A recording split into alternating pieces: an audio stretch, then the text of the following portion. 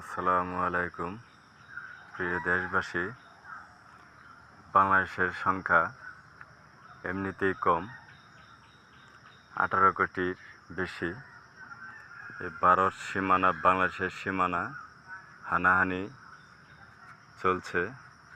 আজকে জনাব মোহাম্মদ তারেক রহমানকে বলবো, ভারত সীমানায় বাংলাদেশের সীমানা একটি তারের বেড়া যদি হয়, এই হানাহানি, মানুষ মারা অনেক কমে যাবে। আমরা বাংলাদেশের মানুষ সকলেই সঞ্চ দিতে চাই। 10 টাকা করে দিলেও অনেক টাকা হবে। প্রত্যেকটা থানা বা ওয়ার্ডে দান বাক্সর মতো যদি ফেলানো হয়, প্রত্যেকটা ডিস্ট্রিক্ট থেকে, ওয়ার্ডের থেকে, থানার থেকে এইভাবে টাকা উত্তোলন করলে বাংলাদেশের পুরা সীমানায় তারের বেড়া হয়ে যাবে ইনশাল্লাহ। সবাই সহযোগিতা করবে, আমরা করব। আলহামদুলিল্লাহ, আপনি